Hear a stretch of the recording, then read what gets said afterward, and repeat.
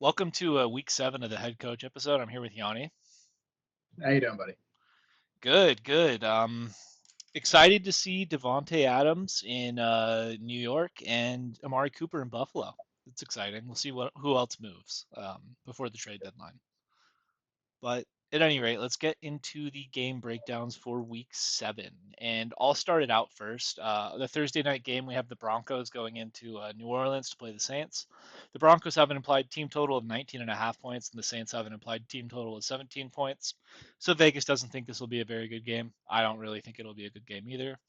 For the Broncos, we're starting Cortland Sutton. We're tricky decisioning Vele. I don't even know the fella's first name, and we're sitting everyone else. And then for the Saints, we're only starting Kamara this week, and then we're tricky decisioning Bub Means and Jawan Johnson. So we'll start with the Saints first. Derek Carr is still injured. It looks like it's going to be Spencer Rattler going again. There were encouraging things from Rattler last week against Tampa Bay, but this Broncos defense has been playing pretty well, and we're not thinking about starting him. And now you have Olave out with a concussion too. It's probably going to be tough sledding here for the Saints team. If they're going to have success, it will probably be with Kamara running the ball. That's why he is just a locked and loaded start for us. I would say he's probably a top 5 to 7 play on the week for sure. And then Rattler's going to have to throw the ball somewhere. So Jawan Johnson, I probably like a little bit more than Bub Means. Bub Means is just kind of, I saw his name pop up in the box score last week. I was like, who is this guy? But Yep. he's getting looks. He might have some success here. I wouldn't confidently start him or anything, but if you're desperate, you could roll him out there.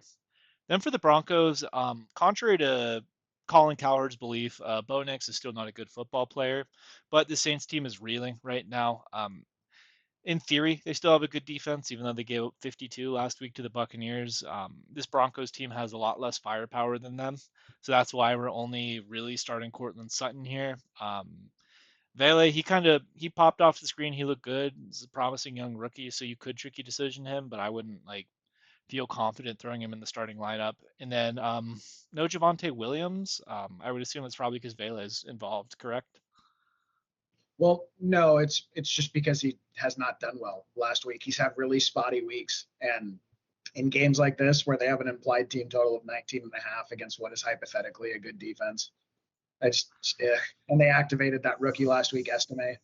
Oh, Just Estime. Yeah, that's the yeah, one I was just thinking don't of. Yeah, just don't roll. yeah. It's tough for this Broncos team. I think that it's going to be another year or so until they can kind of stock up on talent. They just don't have much talent on the offensive side of the ball right now. Did you have anything else you wanted to add to this one? Not really. We're not too bad on bye weeks this week. So I would think in most 12-man leagues, you're not going to look at Vele as a serious start. But he's had over 11 PPR points a game the 2 weeks that he's played. They actually gave him like a 3-week break when he was a little injured because they wanted to make sure he was totally healthy coming back. And he's led the team in either receptions or receiving yards in the 2 games that he's played. So it's not like, you know, most 12-man leagues, you're probably not starting him, but he's someone you're going to want to be rostered, and he's someone you're going to want to keep an eye on. If he goes over, like if he goes into double-digit points this week again, then he's averaging like 11, 12, 13 PPR points a game. He's someone you want on your roster as a wide receiver 4 or 5. Just sort of hanging out. He's going to get better as the year goes on. He might be relevant for the playoffs, that sort of thing. Okay, that's fair. Okay, Patriots 18.5 point implied team total. Jaguars 24 point implied team total. The Patriots pretty straightforward here. Ramondre, you're starting every week. This is a bad defense. It's a defense you want to target. And look, Demario Douglas has quietly looked really good for this team the last few weeks. It seems like it was more of a Brissett issue. You know, last year he was startable at periods. I streamed him for a couple of weeks when I really needed someone, and he always did really well for me. I think this week is a week you probably want to get him in your lineup, depending on what you're looking at. It always depends what options you have, but certainly in like 14 and 16 team leagues, God, get him out there. Certainly in DFS, start him. And then Drake May, look, man, I know he had that little issue with his knee. He got it looked at, just a little bit of swelling. It sounds like he, I believe, was a full participant in practice today. He's got that mobility. He's got the rushing upside. And it looks like he is going to be able to do enough on this team to generate some level of fantasy viability. And it looks like this is a great matchup. Start Drake May too. You're sitting Gibson. I really wouldn't bother rostering Gibson at this point. I know there's there's that weird period where everyone was flirtatious with him. He did not do well getting the backfield all to himself. It seems like if Ramondre goes out, you're just not starting the running back, right? So I probably wouldn't even be rostering him, but he's a sit this week. And then Henry and Polk is tricky decisions. This might be the last week you guys see Polk on here. I believe he's at like a half yard or under a yard per route run so far this year. He's just not been, he's like flashed, right? In these moments. Like he had that cool catch that I thought was a catch against the 49ers down the sideline. Had some nice touchdown grabs. I just don't know, man. I don't know. Kendrick Bourne looks like he's working more and more in the lineup. That what's the guy's name? Keyshawn Booty, Keedy Booty.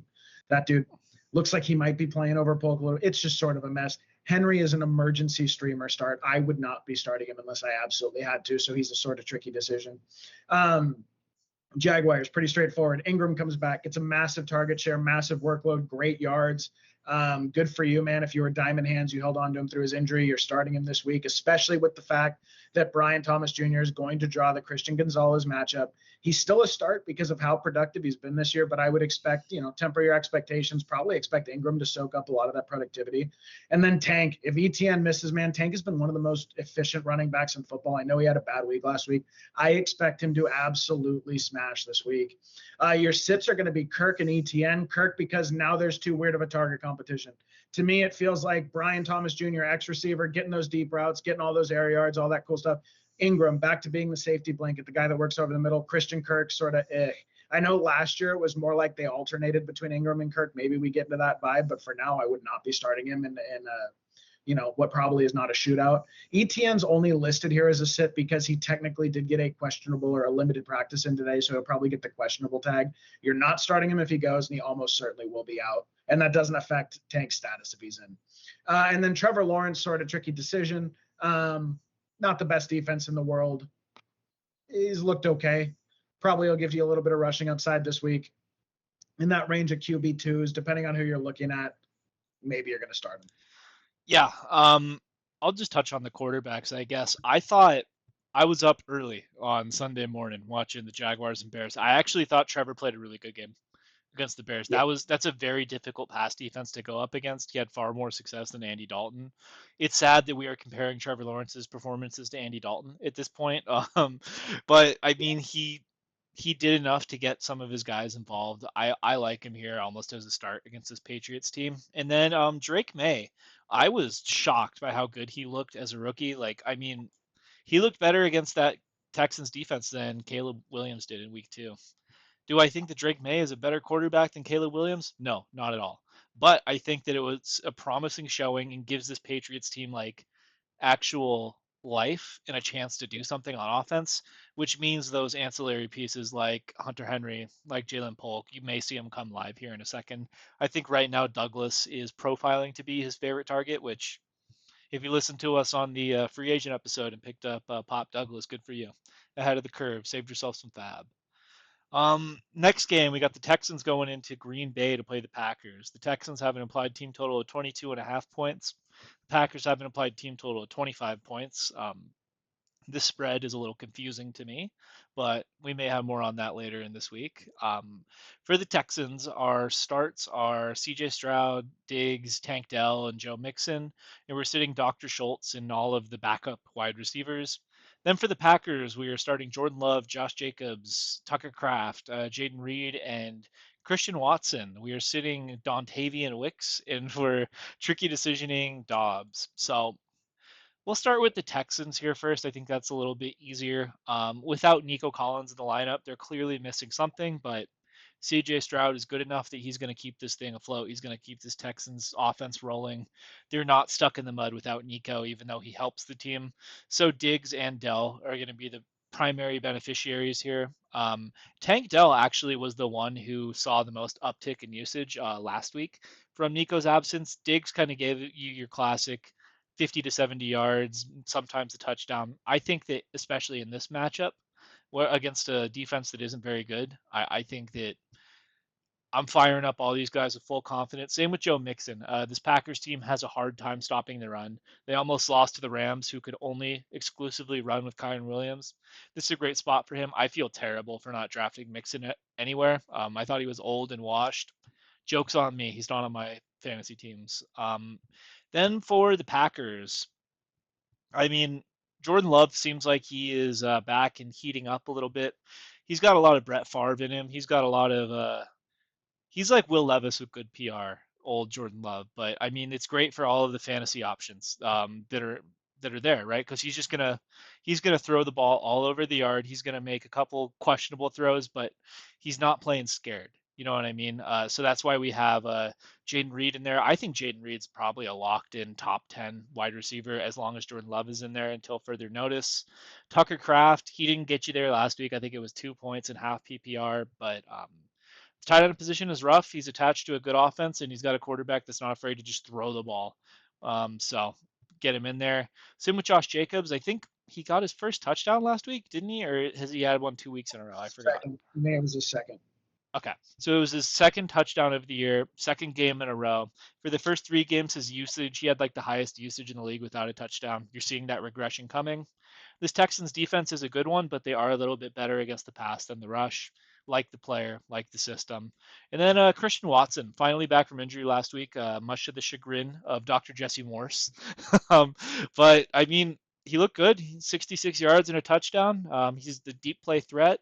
If you're bought in on Jordan Love being a good quarterback and you're bought in on Watson being able to stay healthy, then why not, right? I expect this to probably be a pretty big, highly contested game, right?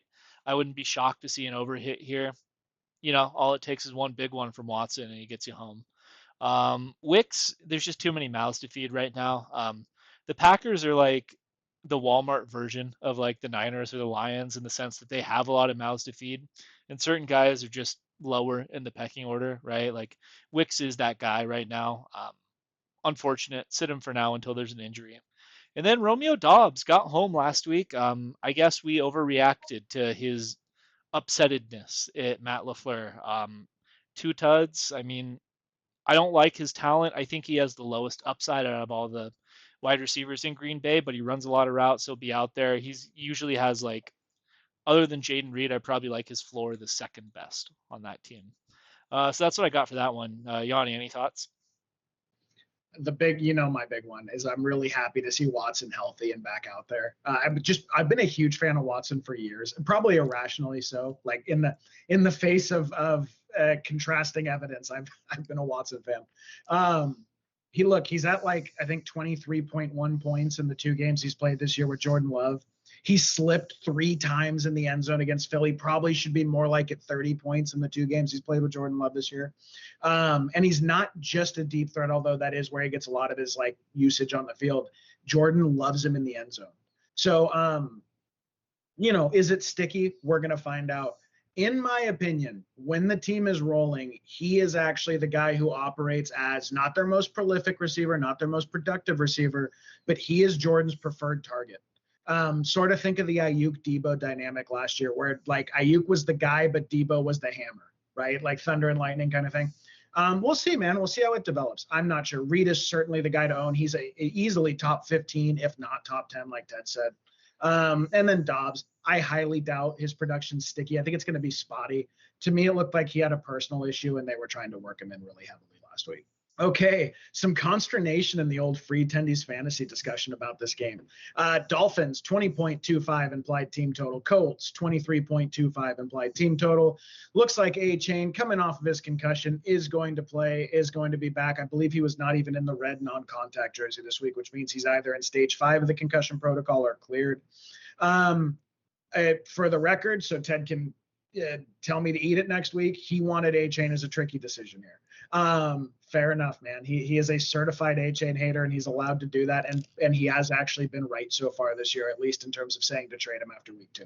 But Hill and A-Chain against a defense like this, you have to start them. Like, it's not like I cannot imagine a scenario. Maybe if you're choosing between like Kenneth Walker III, Brian Robinson Jr., and A-Chain, you might be sitting him, right? Like some roster that really nailed their running backs.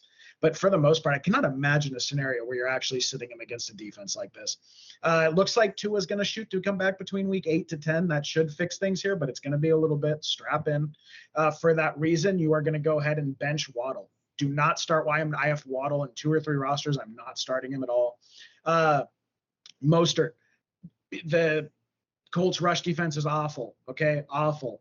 They can't move the ball through the air. You would expect a lot of running. Mostert should be healthier now, especially, a few weeks removed from his injury. We'll see how that affects the running back dynamic there and the usage. He didn't look particularly inspiring with A-Chain out last week, but that's because Wright looks so good. We'll see how the usage shakes out. We just have to see. We don't know. And then for the Colts, contrary to the market sentiment, I saw this stuff about stick with Joe Flacco the rest of the year. That's a crazy decision, even if he did look a little sharper than Anthony Richardson. You have to give Anthony Richardson the reps to develop. You have to get him out there. And for your fantasy league, look, we know he has that upside. He's going to figure it out. And I think you have to start him. Maybe if we get another 2 or 3 weeks of this sort of 5 to 10 point performances, he's going to hit your bench.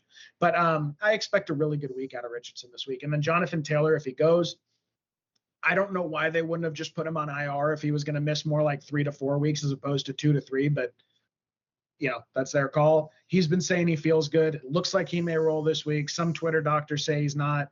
If he goes, you're starting him. If he doesn't, I probably would just rather not start any running backs here. We're going to sit the rest of the guys outside of Pittman Jr. and Downs. Downs has been an extremely efficient running back or extremely efficient receiver this year. I think he's a really good player, dude. There's some chance that he's their most talented receiver there, and that's with a first-round pick that they just took this year. That's with Pittman, who's a well-paid receiver. That's with Pierce, who flashes. I don't know. We'll see.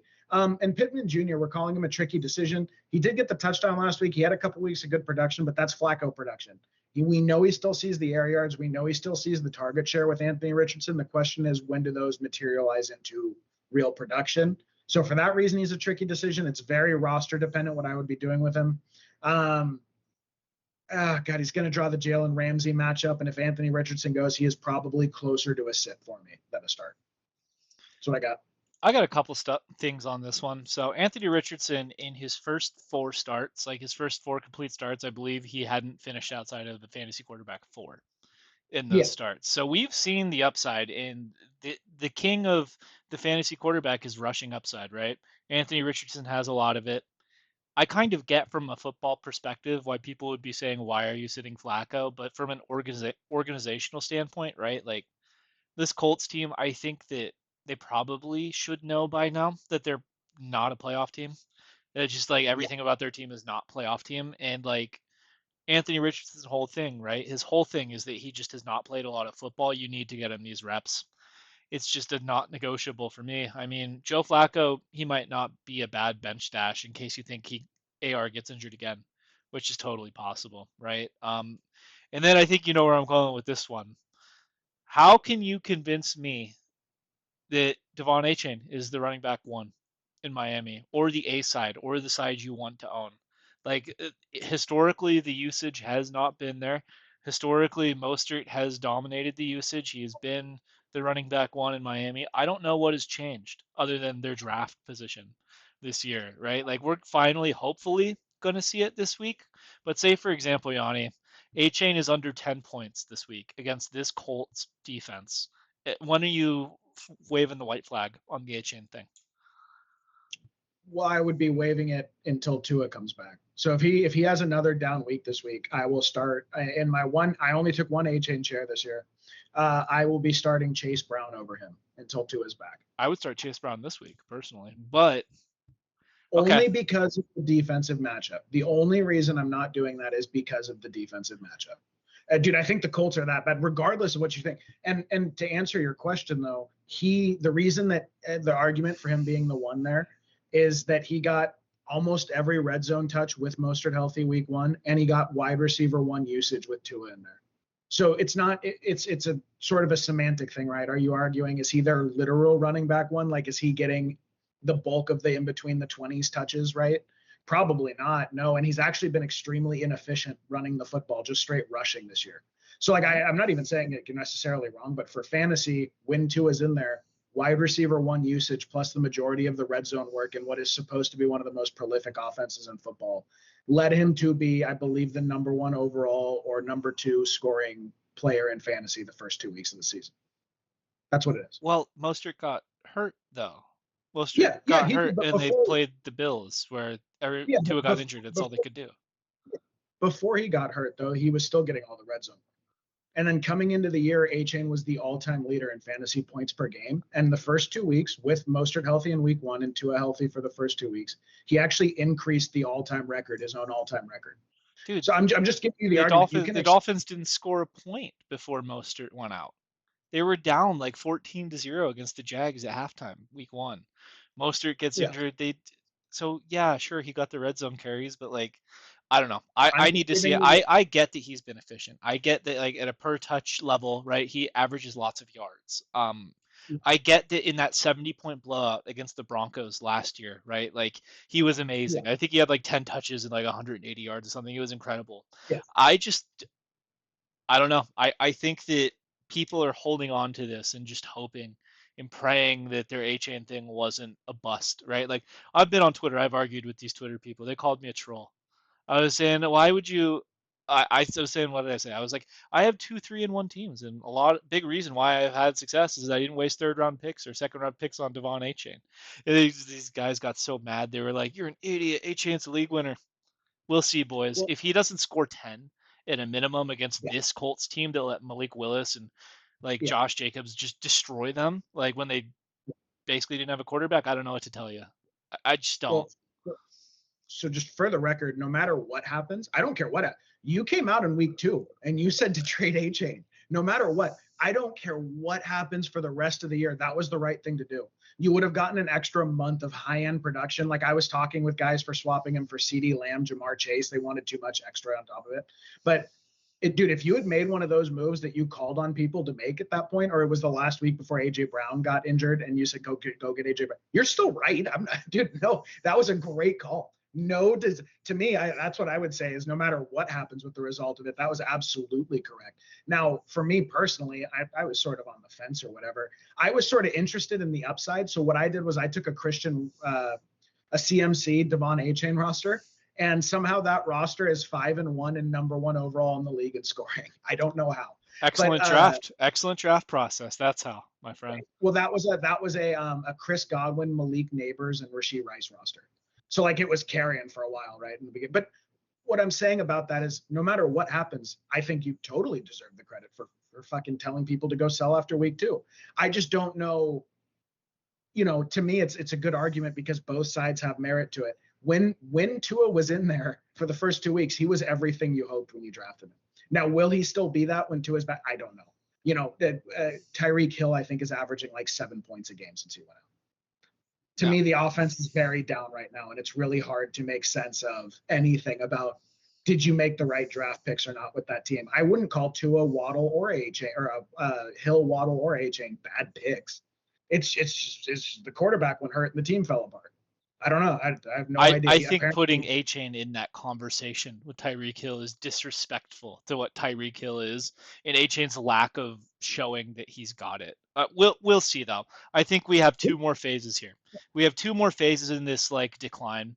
The next phase is this week when Raheem Mostert is in and gets more fantasy points than Devon A-Chain against this defense. And A-Chain kind of is a bummer. And then the last phase will be when Tua is back and A-Chain is still just kind of like the RB2. And then we will have completed our cycle, and then we'll watch Ron Stewart be sad about A-Chain. It'll be exciting. At any rate, we're just going to talk about this forever. Let's go to the next game. Yep.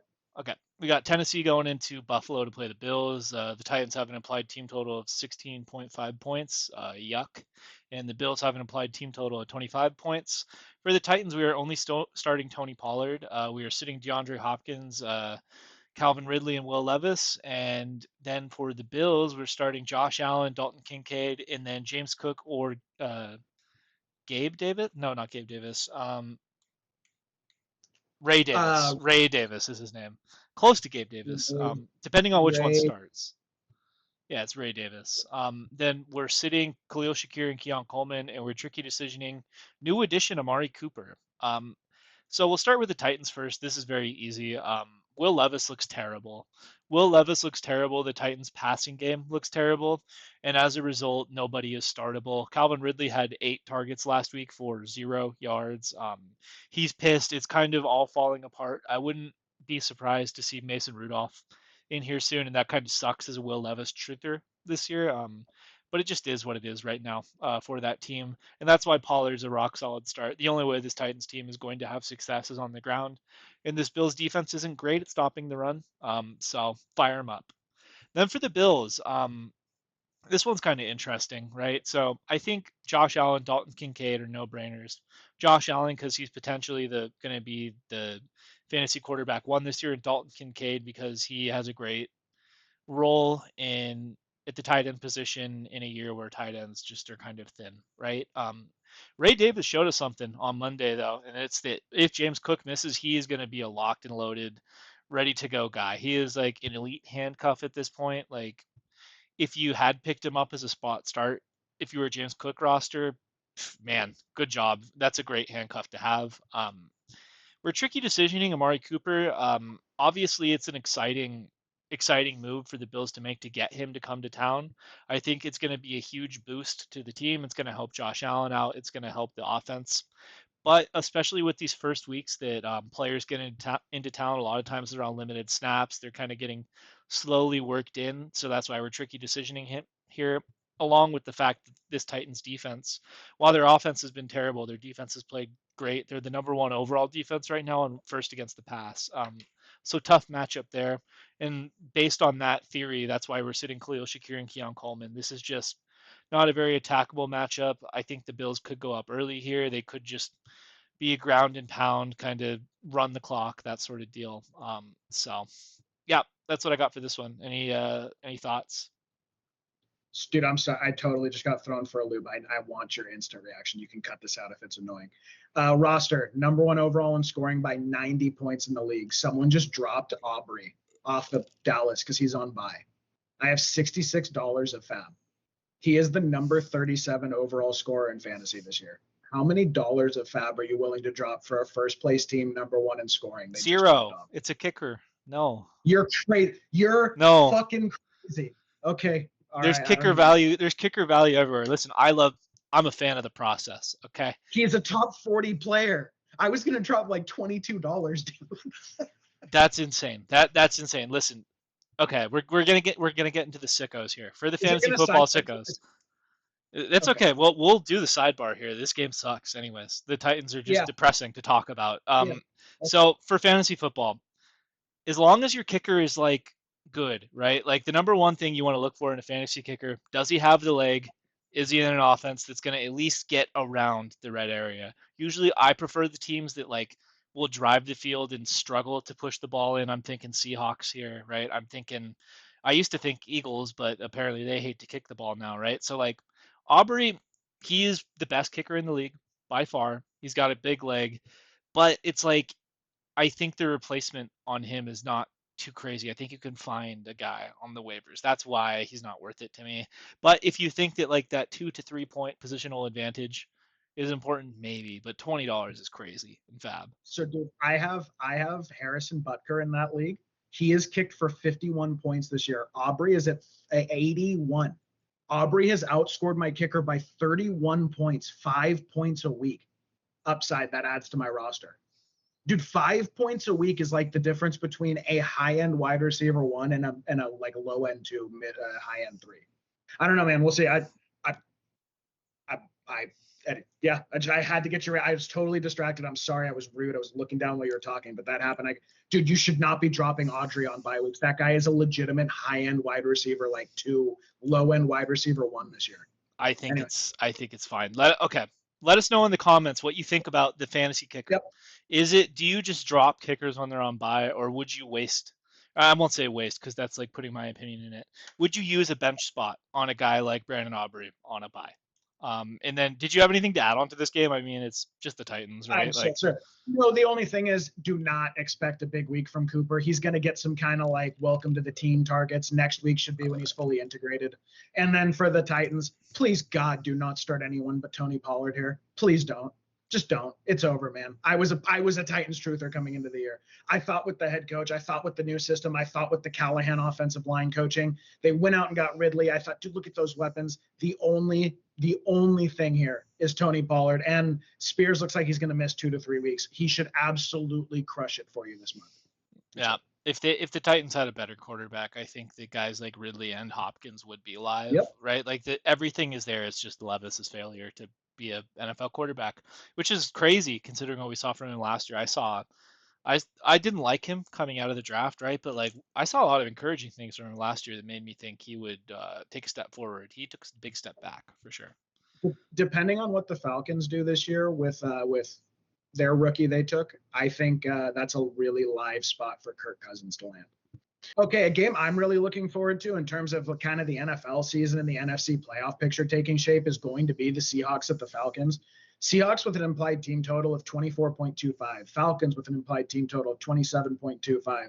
That's a nice number to get at home, fellas. Nice number to get at home for the Falcons. Okay, Seahawks, pretty straightforward here. Geno in plus matchups, he's rolling, man. 40 to 55 pass attempts a game. I believe he is number one in the NFL in pass yards at the moment, behind our very own Brock Purdy. This is a good matchup, man. This might be points galore. I think you want to get Geno out there. And then Kenneth Walker III and DK. Kenneth Walker III, I'm seeing some people say he's the running back 1 overall rest of season on Twitter. That was like a solid week. Calm down, fellas. Even as someone with 3 shares of Kenneth Walker, who's I am like as big of a Kenneth Walker as there is. Calm down, take a breath, touch grass. He is not the RB1 overall rest of season. It's cool though. It's exciting. And then DK's been back and forth. Look, DK had a 50-yard touchdown called back, and then a toe tap that was 1 foot out of bounds last week in the end zone. DK easily could have had a 30-point week last week. I hope you tried to buy low this week. I am still trying to buy low this week. I expect him to have a very big game. And then kind of weird how it's shaken out with that wide receiver 2 position behind him. I've also been a JSN truther, man. I have been for years, and I've been a Lockett hater for years, and I feel stupid about both. Lockett is just one of those dudes, man. In PPR, I actually went and picked him up as my wide receiver 5-6 on like a first place roster this week, actually. And I think I might end up getting run out of him if I need it. He keeps being relevant because he's a very solid football player. He's not an incredible football player. He's not a game-breaking football player. He's just really good. He finds soft spots and zones. He gets first downs in big moments when they're doing those 2-minute drills. And as long as Geno's passing that much, he is a fantasy relevant asset, as is JSN, but to a little bit lesser extent. JSN has basically just been like a diet Lockett with a little bit lower floor and less ceiling. I don't know how. He's had a really healthy target share, but his average depth of target, his yards per route run have not jumped this year like we were all expecting. They're both tricky decisions. I prefer both of them as like your wide receiver 4 or 5 that you're starting on bye weeks and injuries. I would not necessarily want to be leaning on him unless it is full PPR. And then Fant's a fine streamer this week. He's maybe someone I'm going to have to look at with my Ferguson guys on bye. I think it's reasonable. High scoring game, indoors, tons of pass attempts. He had like a 9.8 half PPR point game last week, I think. Totally fine stream if you're going to stream someone. Falcons, fire them up, man. Get Bijan out there. London, Mooney, Kirk, Pitts. The Seahawks are sort of that beautiful fantasy matchup where they're going to score just enough points to keep your team having to score points, and they're going to hemorrhage yards. So that's fantastic, man. Get them going. And even Algier is a tricky decision. I actually don't hate it this week. I think there's a pretty good chance he falls in the end zone. I know we just saw a 2-touchdown week out of Bijan. Bijan owners are happy. I'm glad you're not panicking. I expect a huge Bijan week this week. I just think there may be so much to go around that Algier gets his too. Should be an awesome game. Looking forward to the Seahawks more than likely picking up a losing record here after their 3-0 start. That's what happens when you play real football teams. And you know, I have a feeling you will be seeing this game in the bets too by the time this comes around by the end of the week. I like that number a lot, -3 for the Falcons at home. That makes me so happy, Yanni. I cannot describe how happy this makes me. Finally seeing the public opinion turn on the Seahawks. It was an insufferable victory lap for me this week on the Seahawks football team. It has finally come to fruition. And by the way, Algier 20-point fantasy game last week against the Panthers. He got a couple late touchdowns. Guy's good. Yep. Like he's a really good player. Like it's just, hey, Bijan's even better, right? But yeah, this has all the makings of the Falcons being able to do what they want offensively, the Seahawks trailing, and by proxy, right? Ryan Grubb is not afraid to have Geno Smith drop back there 50 times. If you're a Geno Smith fantasy owner, you'll have noticed that it just hasn't been efficient, right? Like he'll get you 18 to low 20s a game with that volume, but he's just not a very good football player. So like that's kind of it keeps the ceiling low, I guess. Ken Walker, I'm shocked there are people that are saying that he is the running back one overall. The good news about Ken Walker, right? I think that the big difference between this year Ken Walker and last year, or I guess the last 2 year Ken Walker, is that they're throwing the ball all the time, right? And Ryan Grubb is fine targeting Walker in the pass game. So I believe against the Niners he had like 8 targets or something. Like if you're getting 8 targets in a pass heavy offense, and you're Yeah. also the feature back, your floor is going to be like Camara level, right? So to me, Yeah. he profiles to me as like a more gifted Camara at this point. I think he's a better player than Alvin Kamara. But Yeah. yeah, that's what I got for this one. Fuck the Seahawks. Love to see it. 3-4 coming up, boys. All right, next we got potentially the game of the week with the Detroit Lions going into Minnesota to play the undefeated Vikings. The Lions have an implied team total of 24 and a half points, and the Vikings have an implied team total of 26 points. I think Vegas has that dead wrong. Spoiler alert, I will be betting on the Lions. I am excited. I am so excited to fade this Minnesota Vikings team. I think they're way overvalued in the market, but that's a different show. For the Lions, we are starting everyone. We're starting everyone. And then for the Vikings, we are starting Justin Jefferson and Jordan Addison, and there were tricky decisioning Ty Chandler and Sam Darnold. That was a point of contention actually, and we'll start with the Vikings first. Listen, this Lions pass defense is not great. They just lost Aiden Hutchinson, who is without a doubt the biggest impact player on that defense. But I think that the reason I argued for Sam Darnold to be a tricky decision is I think that this Lions team is going to lay it on Minnesota. I think they're going to put up a ton of points, and I think Sam Darnold's going to have to play in his first like truly negative game script of the year. I just don't think he's built for that. We'll see. If Sam Darnold comes out of here with 20 plus points, Yanni can say I told you so. But for me, I think this is bait, boys. I think it's bait. Let's see what else on the Vikings. Justin Jefferson's a no-brainer. Jordan Addison. This is along the lines of the Lions' pass defense being bad, right? If the pass defense is bad, then you're going to want to start wide receivers, and you don't get -2 for interceptions as a wide receiver. So I'll roll him out there. And then Ty Chandler, tricky decision. It looks like Aaron Jones is going to miss with a soft tissue injury. He's good for a couple of these every year, you know. Chandler, tricky decision because he's not as talented as Aaron Jones, but he should be getting the lion's share of the work. It's just whether or not A, you can run on this Lions team, and B, whether or not the Vikings are going to be in a position to try to establish the run. Then for the Lions, nothing to say. It's everyone, man. You want everyone in this lineup that you possibly can get. It's just a matter of does everyone get home. I think last week it probably Sam Laporta wouldn't have gotten home if he hadn't had that huge trick play score. But yeah, it just you got to start everyone, and you just live with the guy who doesn't get there on this football team. You got any thoughts on this one? Yeah, the only thing is just generally you'll say that if you don't start a handcuff when the guy ahead of him's injured, why are you handcuffing that guy? And that's almost always true. But in this case, it's really just a matchup. The game script and the matchup, the Lions have been really hard on running backs, man. Chandler's a good player and actually a really good handcuff. It's just this game specifically is tough. Yeah, even with no Aiden Hutchinson too, right? Like that. That It's just is that cannot be stated enough how huge that is for the Lions to be missing that guy. I don't think it will be this week, but I think it's going to come back and bite this team in the ass later yep. because you cannot replace him. I'm on the lookout for them to potentially be getting Max Crosby here. We'll see if they make a move Yep. at the deadline. Okay, a sneaky good game this week, man. A game I'm like quietly excited to see. My second string team, the Giants. We have the Eagles at the Giants. Eagles implied team total 23.25. Giants implied team total 20.25. Little bit of a discussion. I mean, I wouldn't even call it a back and forth. Just Ted really made the point, and he's totally right. The Giants are kind of shaping up to be like an elite defense, man. That they are built much like actually, ironically, the Niners team that the Giants eliminated in the early 2010s.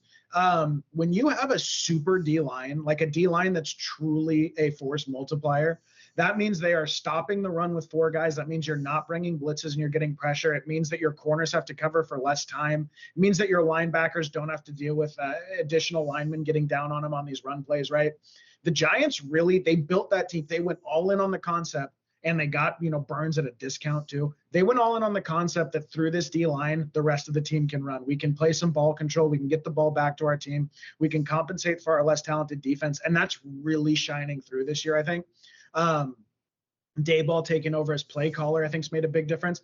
All of a sudden, the Giants are kind of a sneaky, are they like a playoff contending team? Probably not, but they're like a sneaky relevant team. They're going to go into games. They're going to play a hard game. They're going to keep games close. I was shocked that they kept the Bengals game as close as they did. Now, that being said, we're starting everyone on the Eagles except for our sort of tricky decision, which is Kyle Katera. Had a good week last week, but this Giants defense is so sharp. He is a backup player, but you're not sitting your studs. You're starting your Hurts, your Devonta Smith, your A.J. Brown, your Saquon Barkley. Personally, for me, it's between Derrick Henry and Saquon Barkley for RB1 overall rest of season, and probably by extension, maybe the player 1 overall. Yeah, he has some other guys in there. And actually, I think a sneaky one, I think A.J. Brown is on wide receiver number 1 overall watch rest of season. They have an incredible schedule moving forward. He was my favorite first round wide receiver outside of kind of the big name guys. I love the idea of him in this Kellen Moore offense, and I believe he is either first or second in points per game in the 2 games he's played. He's just been hurt. So I it's so excited. I have him in a full PPR roster right now. I expect huge things from him and Smith going forward. I think it's just enjoy it, man. If you drafted Eagles, good job. For the Giants, does look like Neighbors cleared now stage 3 into stage 4. That was kind of the big hang up for his concussion protocol. So he's going this week. You are starting him every week. He's in your lineup. I hope I don't have to tell you. And then look, Tracy Jr., if Motor is out, okay? If Motor is out with Singletary, if he's out, you're going to start Tracy Jr. If he's in, all of a sudden Singletary becomes a tricky decision, and Tracy Jr. is like an emergency start that I would really rather not start. I don't know what's going to happen. He got a limited practice in today. I don't know if they're being cautious with him. I don't know if Tracy looking so good has led them to not rush him back, but that's how we're going to play it this week. Your sits are going to be Slayton and Dimes. I would not start Slayton this week. If he's like $3,600, which I don't think he will be in DFS, or like $4,100, I think that's reasonable to take that shot. But he also I don't know, man, he dropped a lot of balls. I know he had the one big game, but he was disappointing against the Bengals. I streamed him in 3 places where I was really desperate. We're sitting Dimes. That is only because this defense is pretty good. That's really it. They're not amazing. They're pretty good. We said Dimes was a start last week against an extremely soft pass defense, and he looked bad. I'm not comfortable rolling him out there this week. And I think in that kind of realm of QB2s you might be choosing between, you can find a lot better options. For that reason, he's a sit. Last one, our last sort of tricky decision, Wandale, the PPR scammer, man. In full PPR, you might scam your way to a 12 to 14 point game. That's what he does. That's what I got. I would not be shocked to see Wandale shut down in this game because Cooper DeJean, nickel corner, is going to be out there. Well, we'll see. First week, in his first game played last week, he had 6 tackles, 1 sack. Love the kid. Love the fella. Love that fella. I mean, I don't really have much to say on this one. All your Eagles guys, right? Like, you're starting them because, like, the offense is so concentrated at this point. Goddard would probably still be a tricky decision if he was playing instead of Calcaterra. I really think it is, like, the A.J. Brown and Devontae Smith show. I guess the only thing, and this is kind of more just like actual NFL game commentary, if the Eagles lose this game, watch for Nick Sirianni to get fired. I would not be shocked. No. The chatter has been bad this week in Old Philly. He was yelling at fans last week.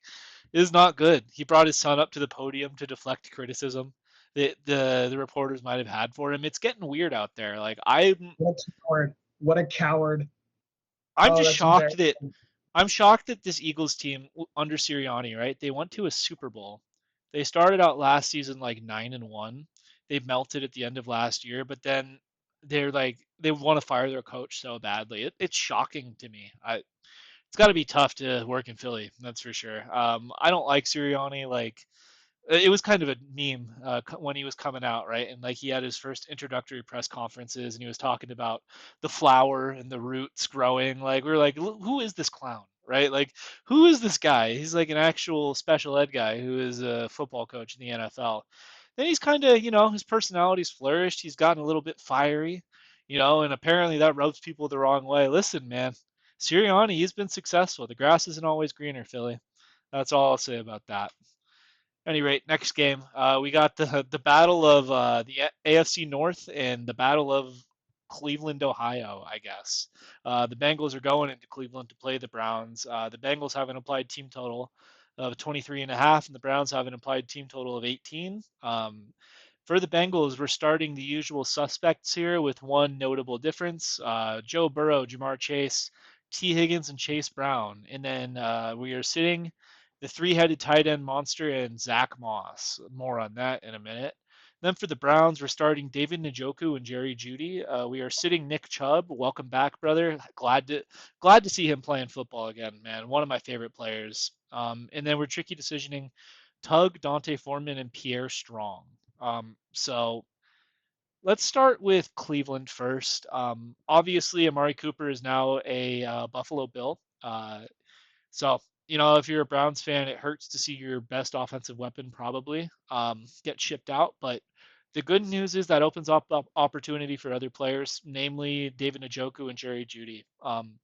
With the way the tight end position has been, if Njoku becomes a target monster for the Cleveland Browns, he doesn't even need to get elite quarterback play from Deshaun Watson. He just needs to get slightly competent quarterback play, and he's going to be an easy tight end one, I think, the rest of the year. And then Jerry Jeudy has somehow found himself as a wide receiver one yet again. He went from a Jag last year to just kind of being, I don't know, like the biggest bust in a year where Justin Jefferson was drafted after him, right? To wide receiver one on this Cleveland Browns football team. He's going to get a huge target share. He's going to get air yards. How much does it matter when Deshaun Watson is your quarterback? I don't know. They got Jameis Winston waiting in the wings, though, if they ever decide to pull the trigger on that. Nick Chubb is a sit. I love the player. I love the guy. It's a great story. I love the media tour he's been on this week. He seems confident and chomping at the bit to get back in there. I just think, given the nature of his injury, right? Like his knee bent like Tom Segura's arm when he went for that dunk. I think it would be irresponsible of the Cleveland Browns, even with Jerome Ford injured, to be workhorseing this guy out of the gate. I would expect to see anywhere in the neighborhood of 5 to 7 touches, ease him in there. It'll feel good. I think the Browns fans will get on their feet when Chubb gets back out there. He's one of the greatest Cleveland Browns I think there's ever been, but it's tough. It's going to take him a while to get back. And then Dante Foreman and Pierre Strong, based on that, right? Like, since we are kind of penciling in Chubb for only 5 to 7 touches, it's going to be some combination of Foreman and Pierre Strong. I think we lean Dante Foreman is more of a favorite this week. He does this every year. He has 1 or 2 games where he just is like the bell cow back. This is an attackable defense. I don't mind doing it here. And Pierre Strong, he led the team in rushing yards last week. I believe he had 8 opportunities to Foreman's 11. I think they're both fine this week. And then Tug, hate the player. It's a good matchup though. Then for the Bengals, I think Burrow, Chase, Higgins, those are no brainers. One thing I do want to touch on though on this team is the Chase Brown Zach Moss situation. So both of these running backs did not have a good game last week against the New York Giants. But what we did see is Chase Brown starting the game in running scenarios, right? Zach Moss was cycling in on passing downs for like his pass blocking. But then, or I guess late in the third quarter, Zach Moss, he fumbled the ball and he got benched for the rest of the game, and it was Chase Brown's run the rest of the way. So what this tells me is that the Bengals prefer Chase Brown as a running back, right? Zach Moss is more of like a we need you for pass pro type of guy, and I think they're ready to move on to that. They're ready to open up the Chase Brown thing here. I would not be shocked to see him get full usage this week. Keep your eyes on it if you're a fantasy manager. If you stash Chase Brown, I mean he's had a good last 3 weeks for you, but he could be feature back territory for him. And Zach Moss, if you held on to him, just hope he still has a part in this offense and he hasn't played his way out of it. I think that when another player on the team is so much better than you, right? Like it's going to be hard for him to get touches, but we'll see how committed the Bengals are to him as a player. That's what I got for this one. Any thoughts? Yeah, I just wanted to pull up Chase Brown's last month and half PPR. I was doing that while you were talking. 7.9 points, 22.2, 14.9, 13.4. So, if Brown comes out and has another like 12 to 15 point performance, he's more or less in must start territory at that point. I would just also say, don't give up on Zach. Look, Zach Moss was still getting a lot of work. I think he got banged up, obviously. Well, not I think. We all saw him get banged up. And he did fumble, but so did Chase Brown at the end. He tried to give him back the game. I would certainly be holding on to Moss. Don't think about cutting him. Don't trade him for nothing. And if he's fully healthy, I still think they're inclined to give him work at the goal line. And he's a perfectly reasonable running back 3 or 4 to have as a depth piece. So Yeah, definitely don't cut Zach Moss.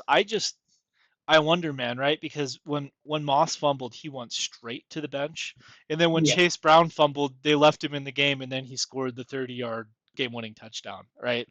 So it makes you wonder. But Well, yeah, you know my feelings about that. I mean, we talked about it all offseason. I love Chase Brown as a player. He had the fastest on-field speed hit last year in the NFL. He's like at, I think, 5.6 yards or 5.5 yards a carry this year. Like, yeah, really good running. dude, Really good play. he has kept my best ball roster afloat. Like my best ball roster has just been battling injury all year, but there's always someone who steps up. It's been Chase Brown the last 3 weeks without Jonathan Taylor and Anthony Richardson.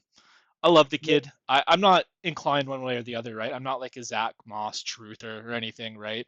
I Yeah. didn't have strong conviction about Chase Brown coming into the year. I drafted both guys because I was like, I don't really know, right? To me, Chase Brown looks way better than Moss, though.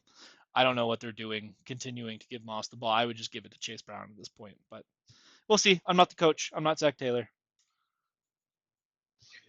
Okay, Ted's second team, the Panthers, going in to face the Skins.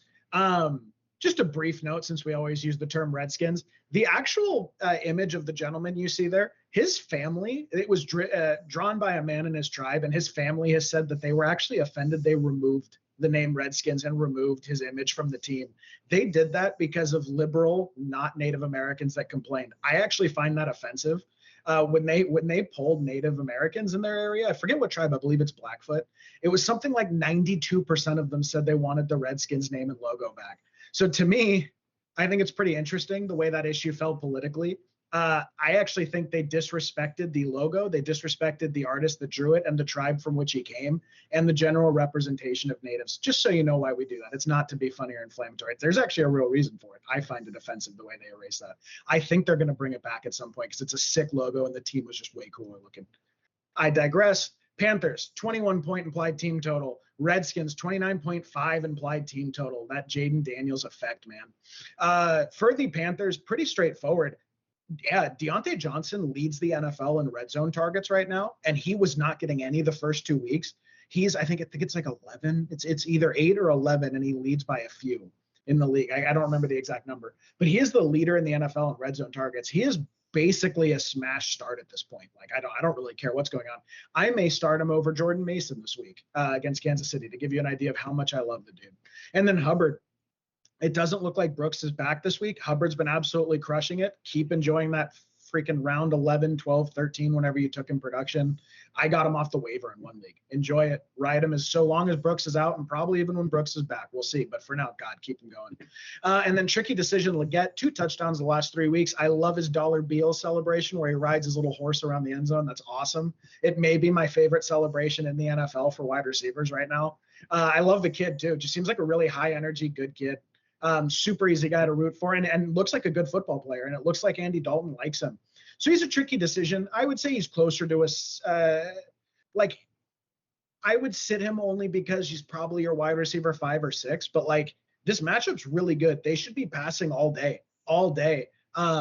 We just saw Ravens receivers rip this team to pieces and we know the game script's prime, like especially in DFS, man. I think Leggett's a pretty good player this week.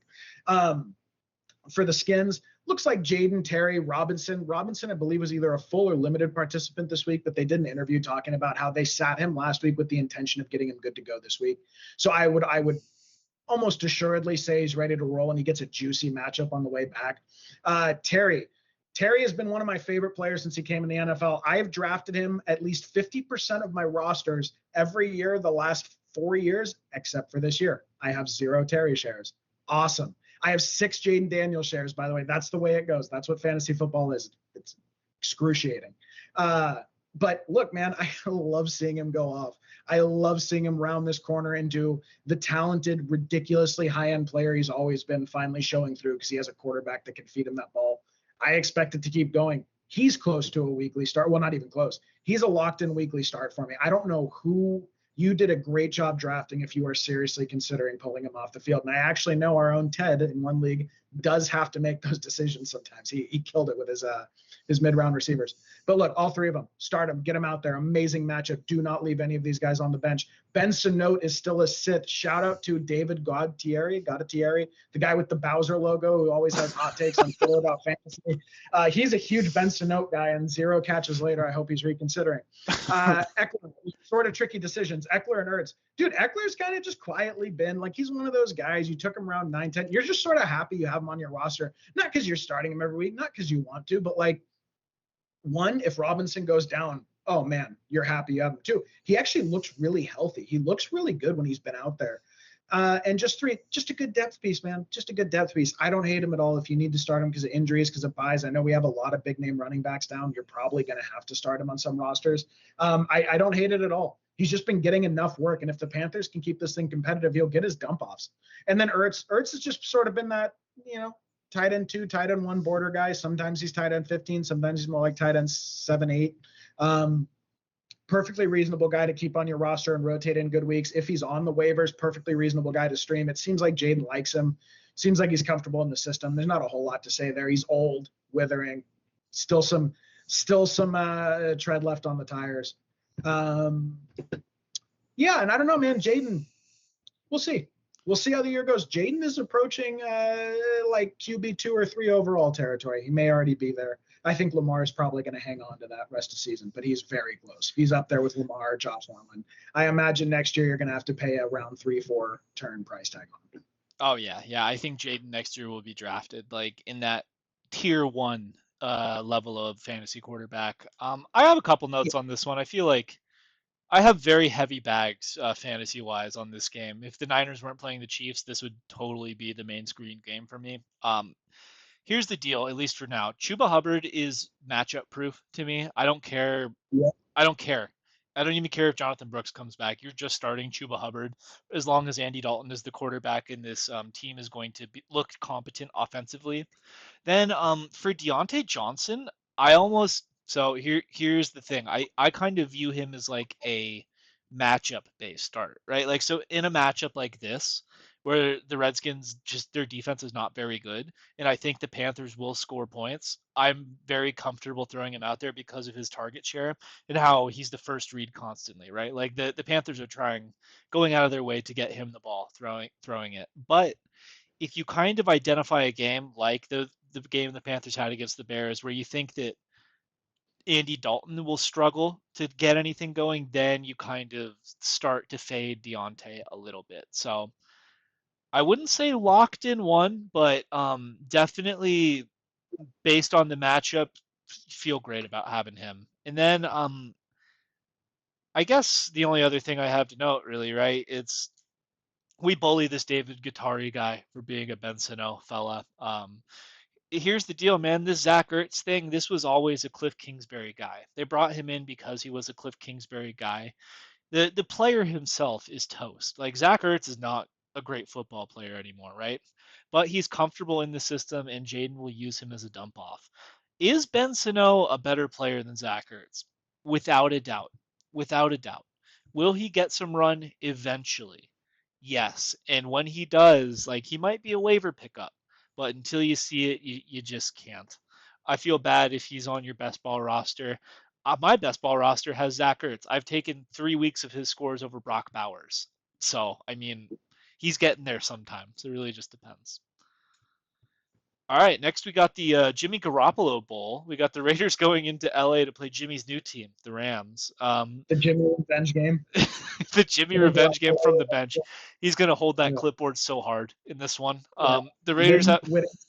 Whittington's hands are going to be stinging from catching those second team passes all week. The Raiders have an applied team total of 18.5 points, and the Rams have an applied team total of 25 points. Kind of shocking to see the Rams getting this many points. But Yep. it's the Las Vegas Raiders, baby. It's a disaster out there. For the Raiders, we actually have a couple starts for you. It is Alexander Madison, Brock Bowers, and Jacoby Myers, the new wide receiver one in Las Vegas, with Devontae Adams being gone. And we're just sitting everyone else. Then for the Rams, welcome back Cooper Kupp, immediate start.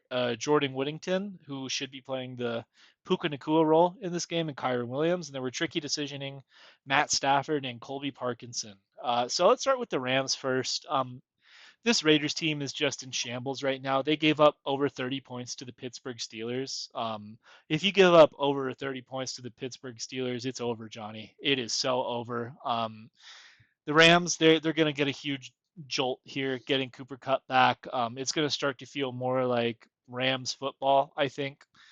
With given how the NFC West has been so far this year, I wouldn't even count them out of a playoff spot just yet. But this should be a drubbing, I think. Look for Cooper Kupp to get involved. I don't know if they'll ease him back in, but I would definitely look for him to kind of reclaim his throne as the wide receiver one, at least in LA. Jordan Whittington, until further notice, where he's just going to be a target monster in a good offense with Matthew Stafford as your quarterback. And then Kyron Williams, don't love the player, love the role. That's all there is to say about that against a just terrible Raiders team. Then for the Raiders, Alexander Madison worked as their running back one last week. He actually got in the end zone, so he got home for you to some extent. This is a Rams team that struggles defensively. They have defensive challenges, and that's kind of why we're starting him and Jacoby Myers. Both of these guys in a neutral game probably would not be starts, but this is probably going to be a game they go down big. There's probably going to be garbage time yards to be had. So it would be Myers, and then Madison might fall in the end zone like in the fourth quarter to cut the lead from 35-0 to 35-7, right? And then Brock Bowers is, man, he's the only thing this Raiders team really has to look forward to now at this point. It's a disaster there. I think they're going to continue to blow it up even more.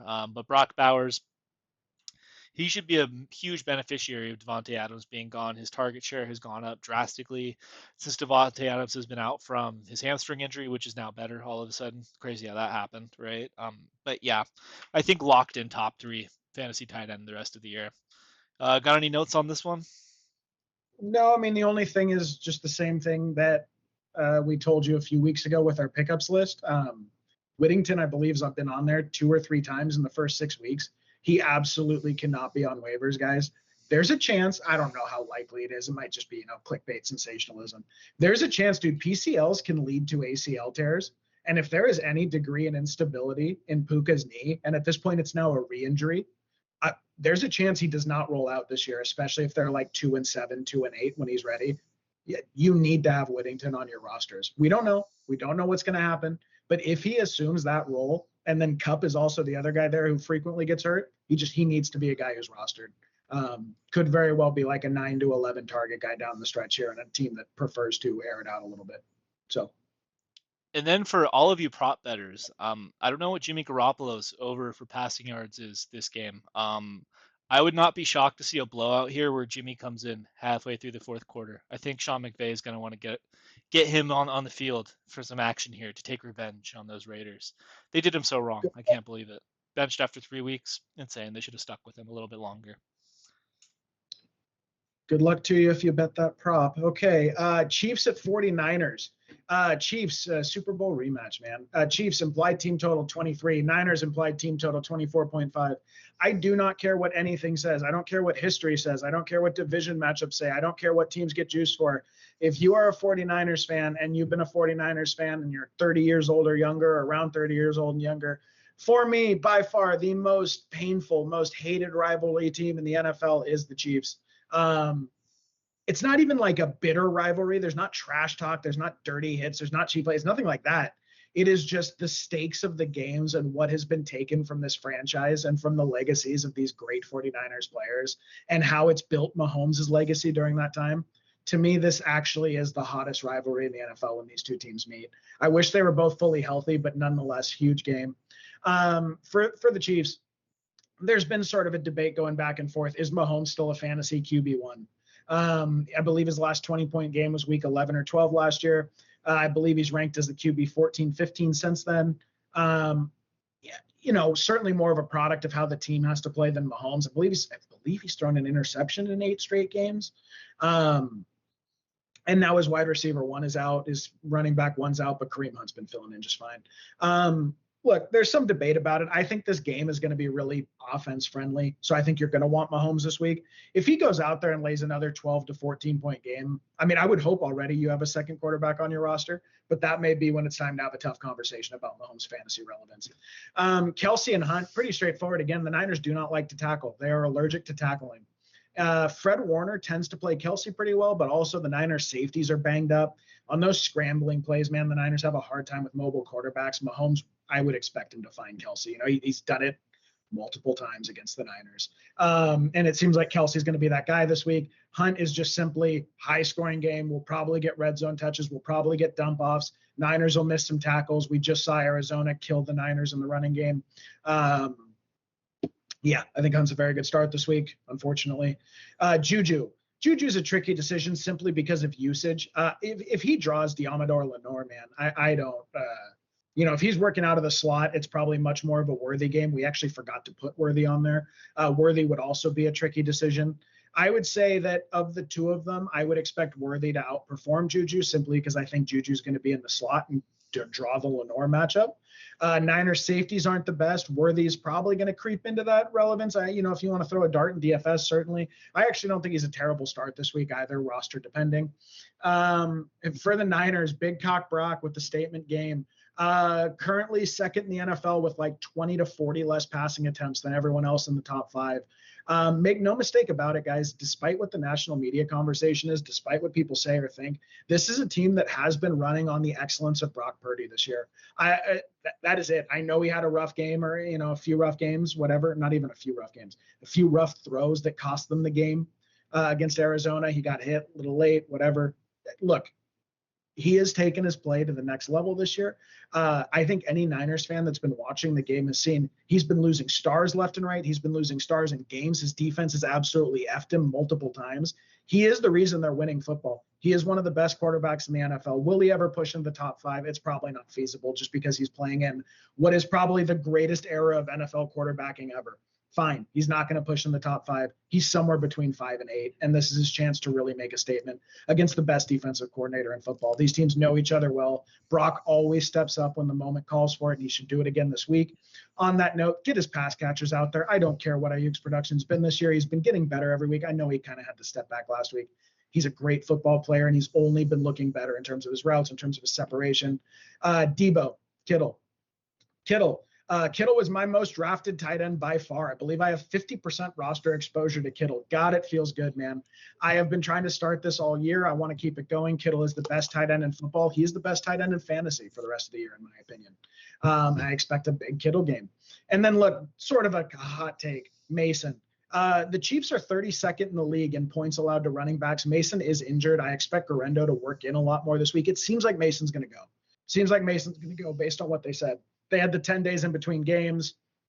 They tried to get him back out there on the field last week. So he's limited. He's going against a team that is 32nd in points allowed to the running back position, and the game script may call on them to pass quite a bit this week. So just, I'm making a choice on one roster between Deontay Johnson or Jordan Mason this week. I think on most rosters, he's going to be a start for you, and he's been a fantastic player this year. But it just depends. Some rosters you may like. If you're looking at a Terry McLaurin or Mason, I would probably start Terry there. I'm talking about high-end flex options. If you killed it on your roster, you may have to make a decision. But for the most part, start Jordan Mason. Enjoy the production. Good chance he gets in the end zone. What do you got? Only note I have on this game is the Chiefs running game Kareem Hunt scenario. I get that you don't like how the 49ers tackle. Fact of the matter is, though, Kareem Hunt is like 3 weeks off of the street. He had a great game against New Orleans, but I have a hard time believing that he's going to be the engine in the offense in this one. I believe the Niners against the Cardinals had held James Conner to 7 rushing yards halfway through the third quarter, and they melted in the fourth quarter. to me, the way this game profiles is I think Kareem Hunt will struggle to get it going, and Mahomes is going to have to play like the MVP year Mahomes if the Chiefs are going to win this football game. We'll see. Can Mahomes do that? He's absolutely liable. He made Juju look like an all-star last week. We'll see though. And I guess one other note about the Chiefs: Clyde Edwards-Helaire opened his 21-day practice window earlier this week. Does it matter? I don't know. If Kareem Hunt has a good game here, might be a sell high though. So just keep your eyes on that. All right, next we got this will be a good one. The New York Jets go into Pittsburgh to play the Steelers. The Jets have an implied team total of 20 points, and the Steelers have an implied team total of 18.5 points. For the Jets, we're starting Breece Hall, Garrett Wilson, and Aaron Rodgers. We're sitting Braylon Allen, and then we're tricky decisioning Devontae Adams, new addition to the New York Jets, and Tyler Conklin. And then for the Steelers, we are only starting Najee. We are tricky decisioning George Pickens, and then we are sitting everyone else, including the new quarterback one for the Pittsburgh Steelers, Russell Wilson. I told you guys. I told you guys 2 weeks ago. You guys didn't want to believe me, and here we are. This is going to be an ass kick. The New York Jets are going to beat the shit out of the Steelers team. I cannot wait. That's why we are starting Breece Hall, Garrett Wilson, Aaron Rodgers. Aaron looked great last week against the Bills, who were a top 5 pass defense. Threw for like 290 yards and 2 touchdowns. Granted, one of those throws was a Hail Mary. Vintage Rodgers Hail Mary. Nobody in league history has ever been a better Hail Mary guy than Rodgers. He got Devontae Adams into town. They're excited. I think this Jets team. It's weird that they shouldn't have fired Saleh. I think it's weird they're doing this with an interim head coach, but I think they're going to come out here and play well. I think they're going to kick these Steelers' asses. Braylon Allen's a sit. I think there started to be some debate about how much he would be worked in to this offense. I think we saw last week he is just a handcuff. He's not going to be getting 60, 40, 70, 30 going forward. Devontae Adams, it's the same advice we gave you for Amari Cooper, right? It's the wide receivers first week on a new team. A lot of times they ease them in. There is the dynamic of like being a Rodgers guy, right? Like if you look at Alan Lazard, who we actually forgot to put on the slides, I would call him a tricky decision personally. But the Rodgers with the guys he has known and been familiar with and were former Green Bay Packers, he just has this mind meld with them. I wouldn't be shocked to see Devontae Adams be flexible this week. And then Tyler Conklin, we're tricky decisioning him just because the tight end position is so rough and Rodgers looked good on Monday. I think it's going to be hard for him to get home. The Jets are going to be in that like territory where they have too many mouths to feed on offense, and people are going to miss out. I think Conklin will be one of the first guys to miss.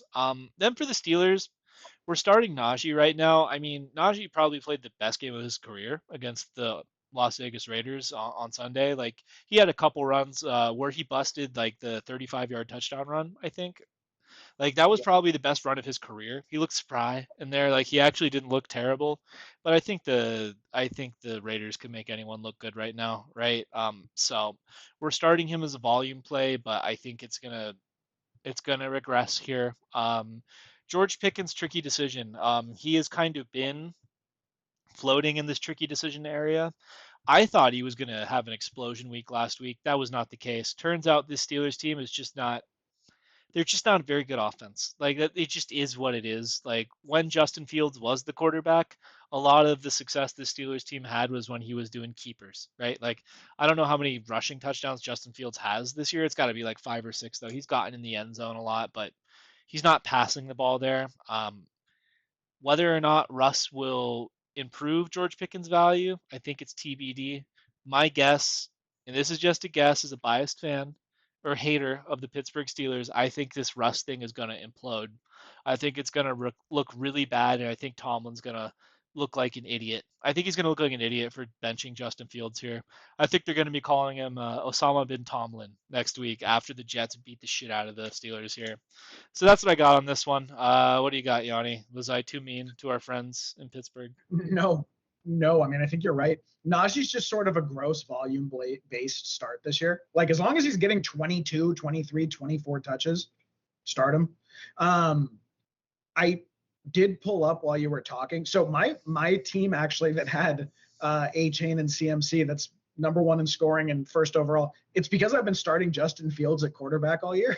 Like he's been going off for the last month, and just I'm super bummed from a fantasy perspective, man. Here's his last month: 19.4, 32, 15.9, and 23.7. So I would encourage you guys, don't drop Justin from a fantasy perspective. We're kind of talking a little ball, right, in terms of what me and Ted actually texted me during the game. I think Justin's getting benched next week, and I said maybe they should, just because he looks so. Dude, he's had like 3 near picks. He's almost given a couple games away. I just wonder what's going to happen, right? Because his rushing saved that team a lot. Like where the pocket collapses and things are falling apart, and he's able to make something and keep drives sustained. So I wonder I just wonder. I don't know. We're going to find out. And the reason I actually didn't put Lazard on there, we didn't talk about it, I should have mentioned it, is just because I think with Adams there, Lazard is no longer a fantasy relevant option.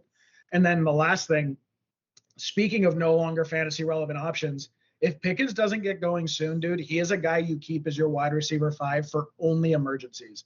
I saw him go as high as the mid 4th round in a lot of my drafts this year. $600 pot leagues, not crazy high dollar, but I saw him go as high as like pick 45. I have one share that I took at pick 70 and I regret it, or 71, and it was a horrible decision. Yeah, he's close to being a not fantasy relevant guy. We will see how it goes here with Russell coming. It's not anything about his talent. I think George Pickens is a plenty talented guy. He just needs to polish his game a little bit more, right? Like he's plenty talented. I think he just needs to work on some of the little things, and the Steelers need to get a legitimate quarterback on their team. Russ isn't it, man. I think this is going to be probably one of the hot topics. I think, and I can't believe it. To your point, right? I think that definitely don't drop Justin Fields. I think this might last 1 or 2 weeks, and it'll be back to Fields. Let us know in the comments if you think that Russ will pick up a phantom injury, or if Tomlin will have the stones to just start Justin Fields and say, you know what, we were wrong. He's the better quarterback. Let us know in the comments, because I know Tomlin gets a little bit weird about that stuff. I don't think he'll ever say that Justin Fields should have been the starter and he was wrong. I think he'll come up with another injury for Russ. Oh, my calf flared up again. We'll see though. Okay, another game I'm really excited to see to sort of understand how the league's taking shape this year. We have the Ravens going to the Buccaneers. You have that Lamar Jackson NFC record on watch again. Ravens 26.5 implied team total. Buccaneers 23 implied team total.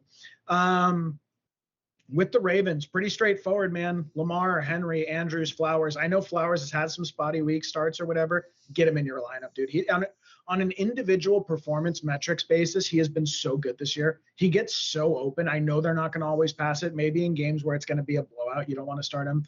This game should be very competitive. I think it's a great spot for Flowers.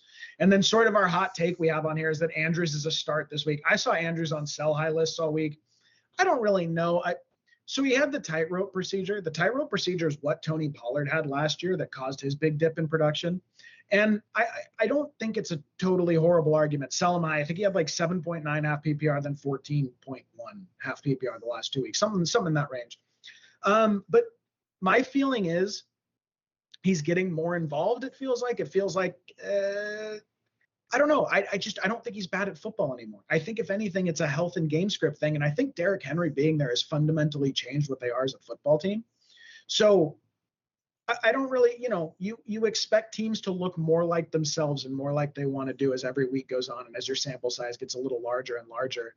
And the fact that we've seen Mark Andrews steadily on the incline is a good thing to me. He was cut in 3 leagues I was in last week. I was like, yeah, that's really, I just wouldn't, I couldn't even cut him for Tucker Kraft during the week before Tucker Kraft's explosion.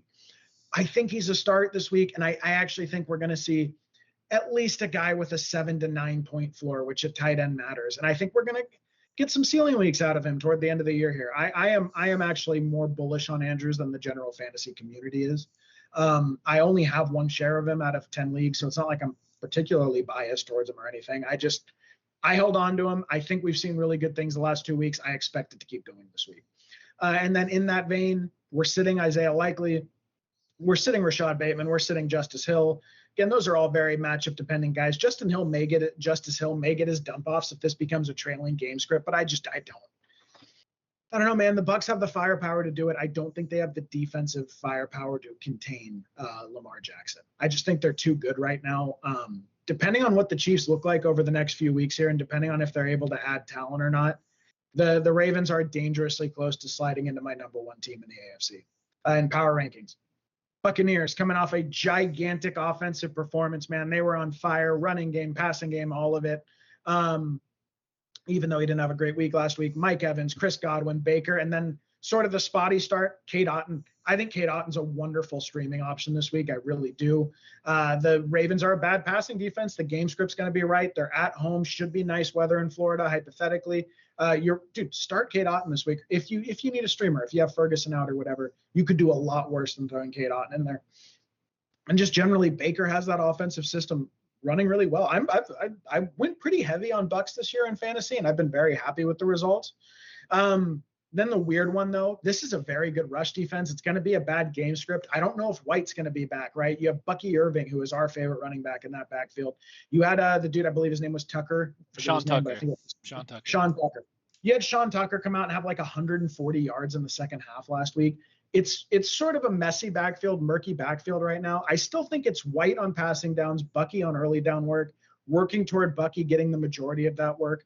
I just don't know what it's going to look like when they're all back, and I don't know what it's going to look like in this game. If White comes back, he may end up getting a lot of work in that third down role. I don't think they're going to be able to grind the ball out with Bucky this week. It just does not feel feasible to me. I was perfectly happy with my Bucky starts last week. I hope you guys started Bucky last week. But this week, you probably want to look elsewhere across the board for all their options. Yeah, just to kind of build on this, kind of the Tampa Bay backfield situation, right? The Ravens haven't allowed a 50-yard rusher all year. They have been very attackable in the air, and they have just stopped everyone on the ground. I would lean almost sit for all of these guys. Maybe if Rachaad White plays, he gets there in terms of like dump offs, right? But like, I don't see them having much success running between the tackles here. I think this profiles to be the Bucks are down, Baker's throwing it everywhere game. So I love the pass catchers there. And then, man, I don't really have much else. Mark Andrews, I hope that you kept him. The only roster I have Mark Andrews on is my only 6-0 team left, and I've started him every week. 6-0, just making it through the goose eggs of Mark Andrews somehow. Yeah, I think just with how dead tight end is, right? Like you're starting to see him get more involved. The Yep. Ravens, they're going to have games where they just run it down your throat and he won't be there, and they're going to have games where they throw it more often, and Andrews is a familiar target. So I like him as like probably tight end 9 to 10 rest of season is about where I have him. All right, next we have I believe this is the second Monday night game. We have a doubleheader on Monday, and it's the Chargers going into Arizona to play the Cardinals. The Chargers have an implied team total of 23 points, and the Cardinals are underdogs at home with an implied team total of 20.5 points. For the Chargers, we're starting Ladd McConkey and J.K. Dobbins. We're sitting Justin Herbert, and then we're tricky decisioning Kamani Vidal. More on him in a minute. And then for the Cardinals, we are starting Kyler, Marvin Harrison, James Conner, and Trey McBride, and we're tricky decisioning Michael Wilson. So I think we should start with the Cardinals here first because I think they're a little bit easier. Kyler, he kind of has been disappointing this year. Like he just hasn't been that great from a fantasy perspective, right? Matthew Berry flagged him as like his ride or die this year. He hasn't gotten you there so far, but I will say it again, rushing upside is king. Rushing upside is king in fantasy football. Kyler has that, and it looks like Marvin Harrison is not going to play this week. If you are a Marvin Harrison Jr. owner, keep your eyes on it. He left with a concussion on Sunday. We'll see how quickly that he makes it through the steps or whatever of the concussion protocol. But if Marvin Harrison doesn't play, right, it's going to be a lot of Trey McBride and a lot of Kyler running around, I think, here. James Conner, we're going to start him. The Chargers have been really good against the rush this year, which is quite a stark difference from the Brandon Staley years. Usually they couldn't stop anything on defense. They've played pretty well this year. But James Conner is a good player. He just is consistently he's consistently a force on this Cardinals team, one of the most underrated running backs in the league. And then Trey McBride, he's going to be, especially like I said, if Marvin Harrison's out, he's going to be a target monster here. Could potentially be the tight end one on the week. I think he's going to be in the running. Then tricky decision, Michael Wilson. I think that the human Dortch has unfortunately been defeated by Michael Wilson. Michael Wilson is the clear wide receiver 2 on this offense. It was a tough week last week for the Cardinals. I expect them to be more in this game. I probably expect them to win this game straight out, if we're being honest here. Then for the Chargers, J.K. Dobbins, we flagged him last week as kind of decline watch. He came out with 25 carries and 96 yards and a touchdown. Gus Yep. Bus hit the IR, which means there's going to be even more J.K. Dobbins. And this Chargers team with Greg Roman, they want to run the ball. They're a power running team. Until further notice, J.K. Dobbins, roll him out there, at least until his paper mache legs give out on him finally. And then Lad McConkey, in terms of fantasy production, he has not got you there yet. Like, I think his top week for fantasy points has been like maybe 14 or 15 points. He's had a couple 5 or 6 bombs in there. It's just, it's hard to get there when you're a run the ball down the other team's throat team like the Chargers are. They really want to establish it every week. They would prefer not to throw if they can avoid it, but he's far and away the wide receiver 1 on this team. He is the wide receiver to own. His target share, his yards per route run, his PFF grades are all elite in terms of like what the rookie scores are. You could do worse than Lad. And then Kamani Vidal. This is kind of based on the fact that Gus Bus is on the IR, right? And J.K. Dobbins has his injury history. Kamani Vidal is one J.K. Dobbins injury away from being the featured back in a power rushing offense. Last week, in his first NFL touch, he took it 30 yards for a touchdown on a dump off pass. He must be rostered. If he is not rostered in your league, go get him now. Stick him on the back of your bench now, just in case. And even if, you know, if J.K. Dobbins goes down, you have like a 10 to 15 point per game upside guy. You have like a, I would say if J.K. Dobbins goes down, Kamani Vidal is an immediate RB2. And then depending on how he looks, he has RB1 upside. But we'll see. This will be a good game, actually. I think this will be closer than a lot of people think. You got any thoughts on this one? Yeah, no. That the Lad thing is just because he's a matchup based starter. Like I certainly wouldn't roll him out there weekly, and this is a pretty soft matchup. So All right, so that's going to do it for us. If you made it through the whole video, thank you. Please like, subscribe, hit the bell. It helps the channel out. We've left various questions as Easter eggs throughout the video. So if you caught any of them, answer them in the comments, and we will catch you on Friday for the gambling episode. That's going to be a good one. yep, thanks guys.